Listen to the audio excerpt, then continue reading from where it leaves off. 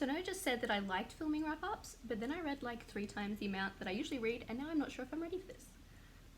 Hey, it's Starzy, and today I am going to do my June wrap-up, and since I did read quite a lot, we're just going to get straight on into it, no preamble. So I don't know, grab some snacks, grab a cup of tea, we could be here for a while.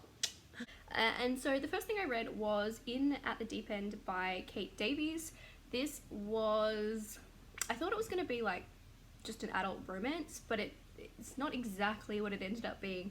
It's about, like, it does have a romance in there between 2 women, but it's kind of more about getting out of an abusive relationship, really, at the end of it. And I did mostly enjoy it, although I had some mixed feelings in terms of all the characters were very one note, because for the most part all any of them talked about was sex.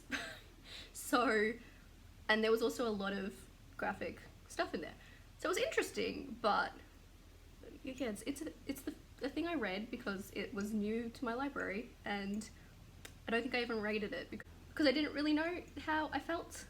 I enjoyed it for the most part, and I respected it for being that story about kind of moving on from that relationship, and it was queer, but yes. The next thing I read was the ABCs of LGBT+ by Ashley Mardell. I talked about this in my queer recommendations. This is non-fiction, and it just goes through a bunch of different terminology and why people use that terminology and what different terms mean. You know, everything from gay, bi, demi, asexual, all the things. So it's all the things in there. I think it's a really good resource for anyone and everyone, just to kind of know what things mean and to be able to understand and respect other people. And so that's the thing I read. The next thing I finished was A Sprinkle of Sorcery by Michelle Harrison, and this is, I think it's a sequel to A Pinch of Magic, and I've never actually read A Pinch of Magic, but I still really enjoyed this. It's a children's fantasy, pirates, family, friendship, magical whimsy. It was a really good time, and I did really enjoy this, even without having read the first one. So that was a good time, and I want to read more children's fiction now because it's kind of reminded me of how just kind of fun and it's reminded me just kind of how fun it can be. But in this book we're following some sisters who, we're following some sisters, and one of them gets kidnapped, and so the other 2 sisters have to go on this bit of an adventure to get her back, essentially. That's kind of where things are. And I also really enjoyed this book for the fairy tale feel it had to it, because there were also kind of folk tales that tied into what was happening, and it went back and told. There were folk tales from the world that tied into what was happening, and you actually got snippets of those folk tales throughout the book, and I really enjoyed that. Next thing I read was Talking to My Country by Stan Grant.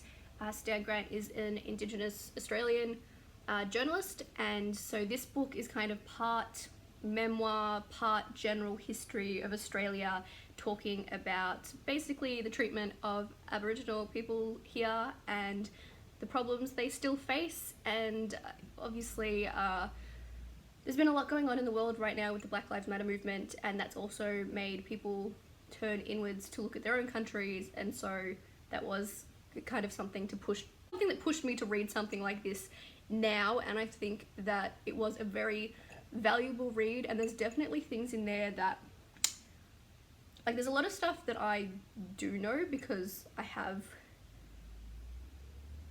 made a point of trying to learn it, and I am a history teacher, but I think for the general population, there's a lot in there that people don't realize and acknowledge. So I think it's a really valuable read, and again, because it is that personal experience story too, adds that extra thing to it, and it's well written and everything, so definitely recommend that one. I think I did give that one 5 stars.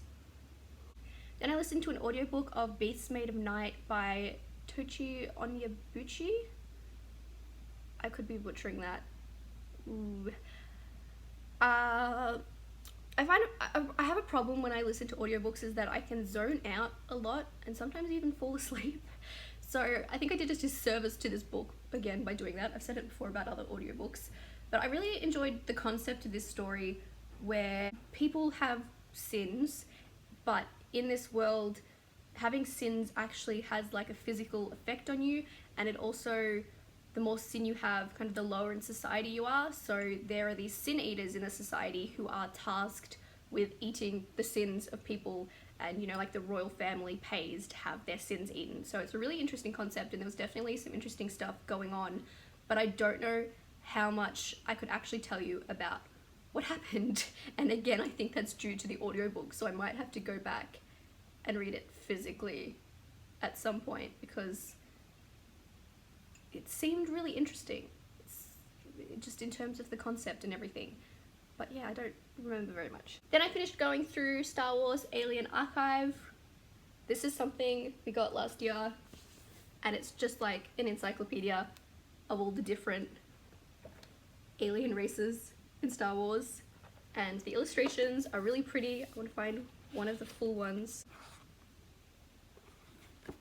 Like, it's just exactly what you'd expect from it, and it's really pretty, and I really appreciate it because I love geeky stuff like this. I actually really love just encyclopedias and stuff in general, so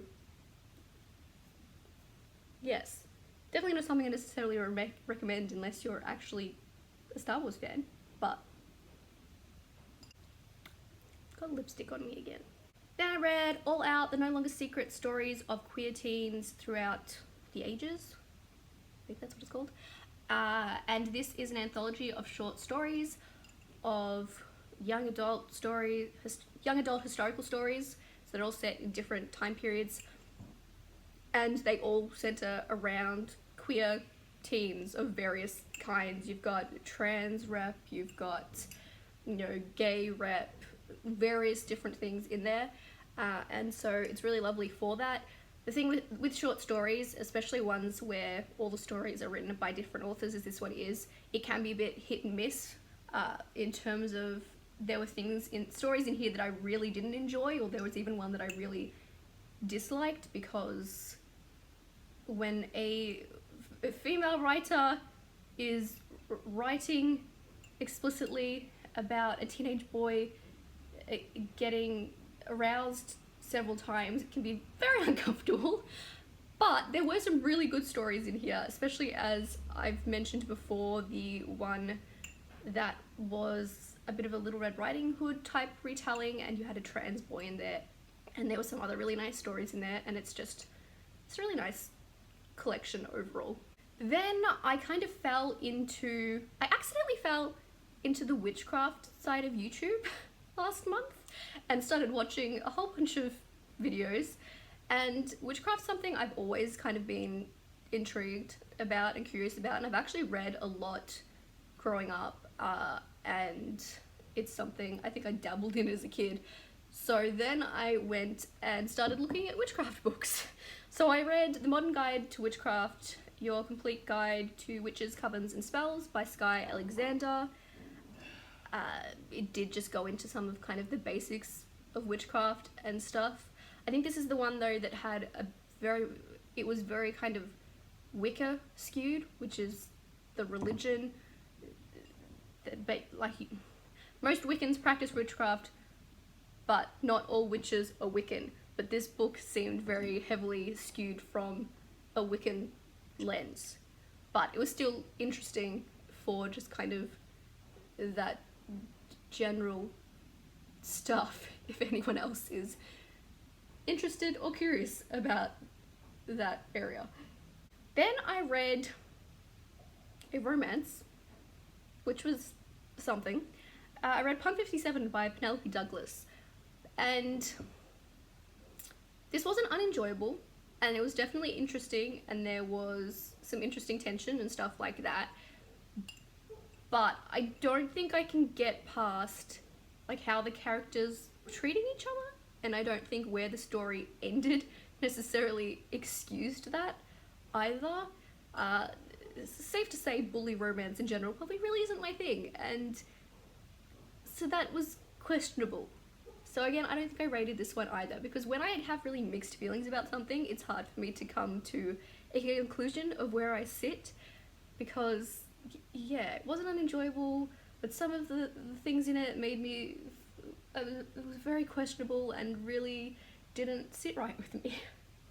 Because this book in general is about a boy and a girl who have grown up as pen pals, and they've been writing to each other for many, many years, but they've never met in person or know who the other one is or what they look like, and one day they do meet in person without one of them actually knowing who it is, and things kind of go from there.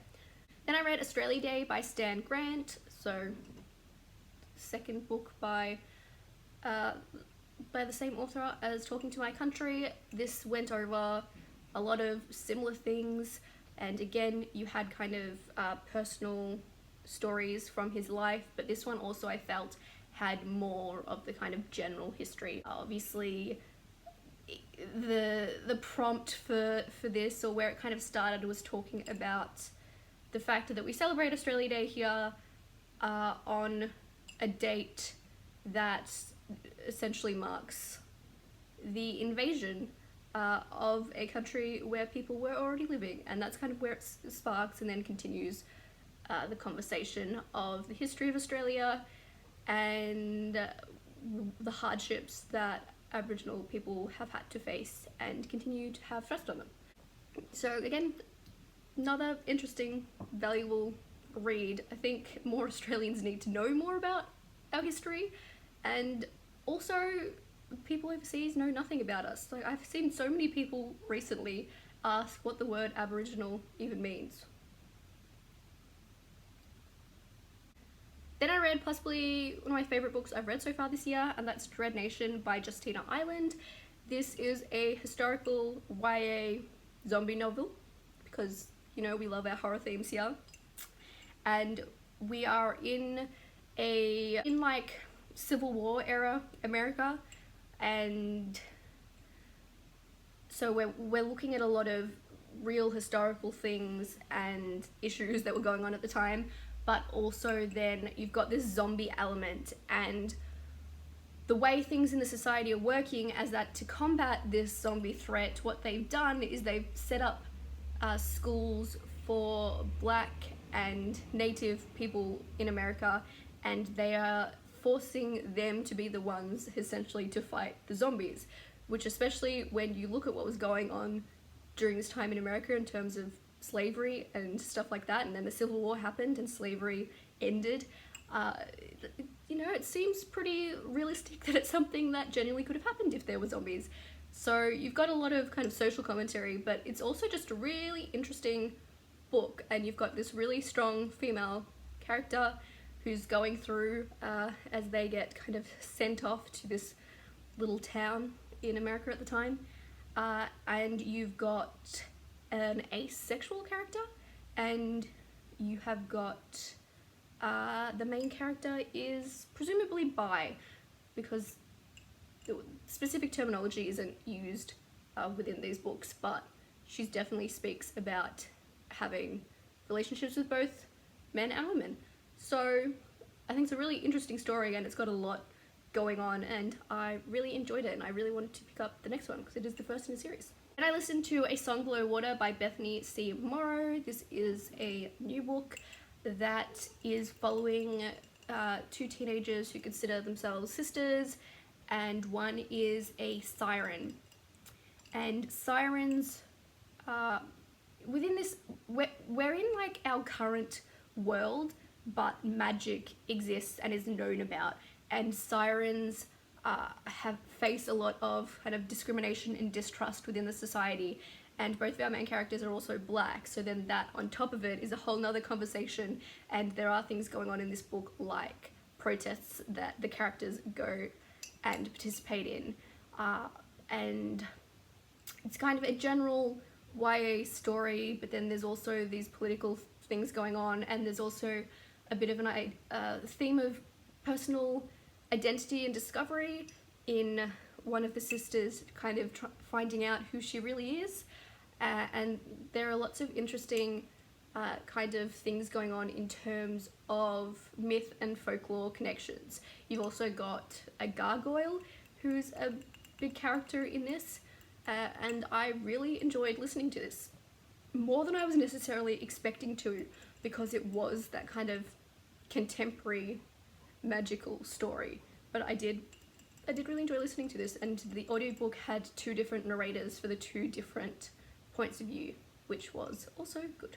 Then I read another witchy book because I have free access to Scribd at the moment, so that's where a lot of this reading was happening through. The Witch's Book of Self-Care, Magical Ways to Pamper, Soothe... What's the rest of that title? I can't see it. The Witch's Book of Self-Care, Magical Ways to Pamper, Soothe and Care for Your Body and Spirit by Aaron Murphy Hiscock. The thing I really liked about this book was it wasn't just a witchy book, it was kind of just general self-care, and there were things in here even like body scrub and bath bomb recipes and things, so I actually really liked this just from like a general self-care perspective, as well as being that kind of little bit of witchiness sprinkled in. Then I read My Sister the Serial Killer by Oyinkan Braithwaite, which is a short thriller novel. It's categorized as a thriller, but it barely feels like a thriller, and we're in, I can't remember which country we're in, Nigeria maybe, but we're following this woman and her sister is a serial killer because she regularly calls up her sister and is like, hey, so I killed the guy I'm seeing, and she is always saying that it was self-defense and that he was attacking her, so it's kind of an interesting look at things from that perspective. And then she maybe starts getting involved with someone that the sister, who is not the killer, is interested in, and there's stuff going on there. But it doesn't really feel like a thriller because like everything is laid out at the very beginning of who these people are, and things never really change by the end of the novel from where they started, and like nothing unexpected or particularly thrilling happens, other than obviously, you know, something's gonna happen with the very nature of this woman. But so I was enjoying reading it, but then was frustrated that I felt like nothing had happened by the end of the book. So I felt very lukewarm about it by the end. Reread Monstrous Volume 1, which I read for the first time about a year ago, almost exactly. And this is a graphic novel series that is following this girl who has something dark inside her and just kind of trying to figure out what's going on. And we're also in this very dark world where you've got several different species, including these species that are kind of part animalistic, part human, and the humans very much do not like them and mistreat them and have had them as slaves and things like that. And there's also just so many gruesome and dark things going on in this book, including eating the limbs of people and other various things.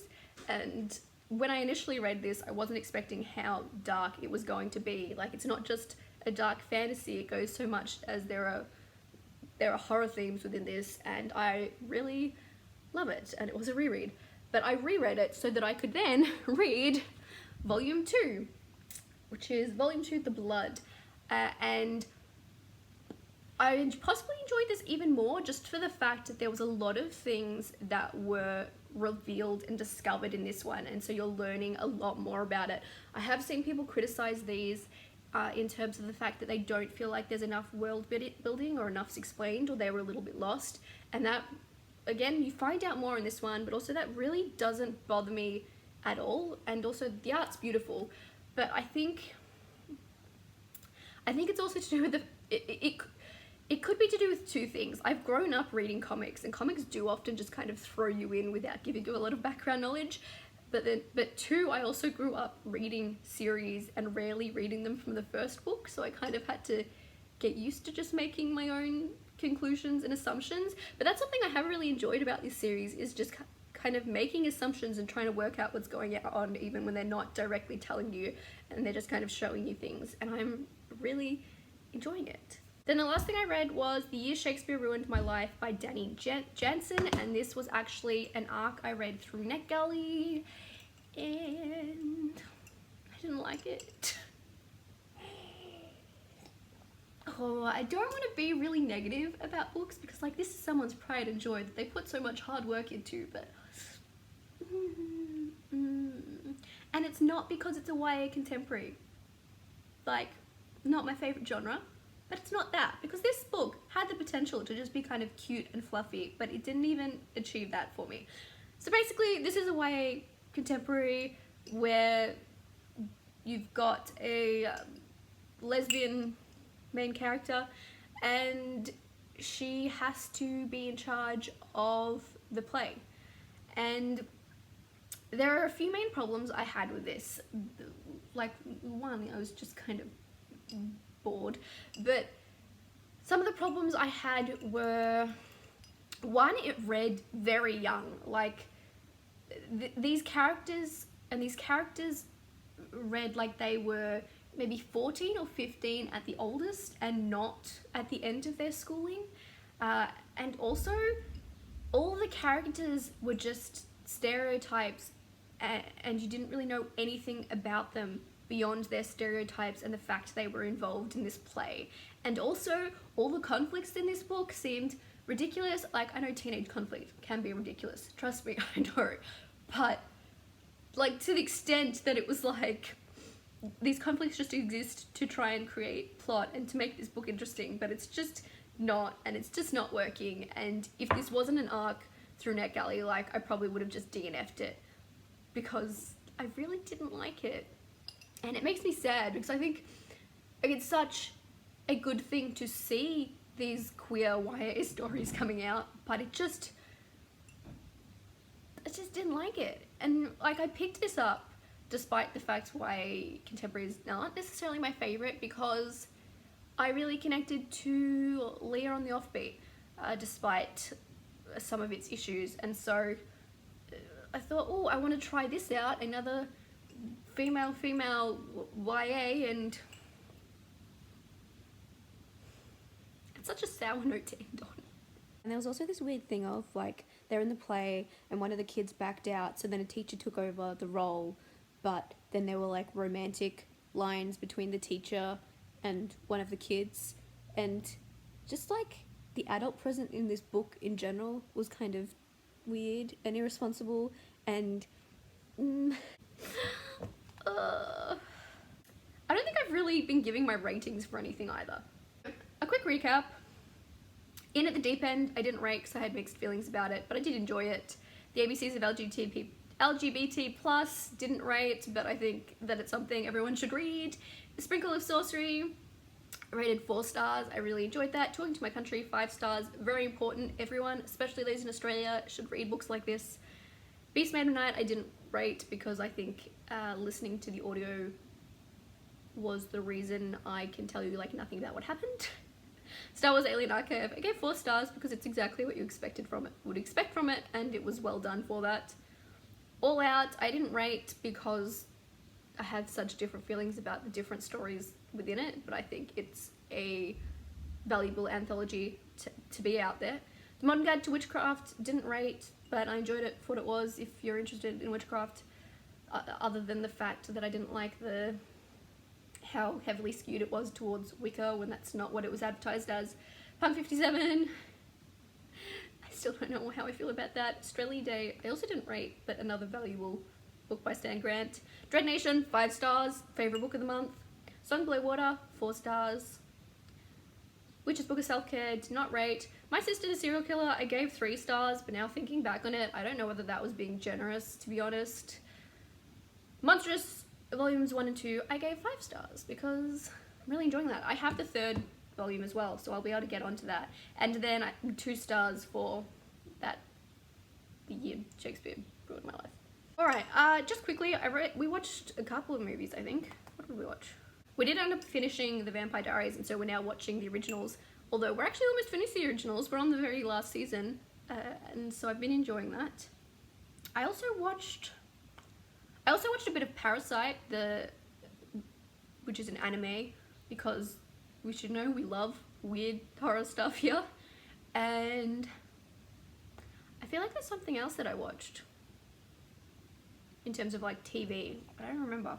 We watched 2 movies last month, and I also watched Hannah Gadsby's Douglas, which was a stand-up comedy show on Netflix, because Hannah Douglas is probably one of the only stand-up comedians I've ever really enjoyed. I don't really like stand-up comedy. I don't really like traditional comedy in general. Like, I like horror comedy and like geeky stuff, but a lot of like your classic comedy stuff I'm not that into. But we did watch Blade 2, which made me feel like I was a teenager again because I originally watched the Blade movies when I was maybe like 14, when I was going through that vampire phase and everything. Let's be honest, did I ever leave the vampire phase? But yeah, this really took me back to that time. And also this movie is so gross. I had forgotten completely how gross Blade 2 is, just in terms of like, I'm a very squeamish person, which might be a bit funny to admit considering I love horror so much. But gosh, was this gross. And you'd like, you know, cut it to people and you see all their insides. And anyway, I did really enjoy Blade 2. I think I gave it 3.5 stars I gave it on Letterboxd. I did really enjoy it. But something I do find funny though is how there was that kind of 90s to early 2000s phase where it seemed to be a requirement for vampires, especially like main character vampires, to have a long leather coat. Does anyone else remember this phase? Had like Blade, Spike, Celine from Underworld. I mean, I'm not complaining, but it was a thing. And then the other thing we watched was 1917, which is a war movie, and the cinematography of this movie is amazing, especially like it has like a continual shot going through it, and you're following these 2 young men during the war, and beautiful cinematography. This movie did feel very long to me though. I probably could have gone, you know, 1 hour of it. And I probably would have been right. I did not need to watch 2 hours of it. And also, again, history teacher, I know a lot about the war. I don't necessarily enjoy watching many movies about it. I would rather watch a documentary, to be honest. And again, this movie was beautiful cinematography and painful story. It was too long for my tastes. That is everything I read and watched in June.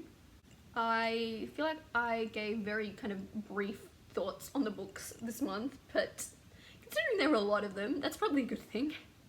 Oh, I did also start reading Bloody Rose by Nicholas Ames. Still haven't looked that up. But I did start reading this month too, like halfway-ish through, so I'll be continuing into that next month, or this month. We're in July now. But yeah, I'm not enjoying this as much as Kings of the Wild, because Kings of the Wild was my favourite book I read last year, and I'm not enjoying this as much, and I think it's because there isn't as much humour in this. Like, there's definitely still humour, but it feels like a different and more low-key type of humour, and it's not like your group of old men and their banter that you had in the first one, but still enjoying it for the most part, and so we'll see where the second half goes. But yeah, what was your favourite thing that you read this month? Have you read any of these? What did you think of them? Are there any new or upcoming releases that you think I should check out? Because I'm often pretty bad at actually keeping track of that, and yeah, like A Song Below Water, that's brand new, but I only ended up listening to that because it showed up on Scribd. So just a reminder, my socials are always linked down below. You can find me in various places as Starzyrose, and leave me a comment. Let's chat about books and stuff. Or I've seen the thing a lot of people are doing recently is like leaving an emoji on videos if you can't think of anything to comment, just to like acknowledge, hey, I was here and I watched your video to the end. So emojis are also great if anyone wants to leave an emoji. But yeah, otherwise, I hope everyone is still keeping safe, staying educated, and Starzy out.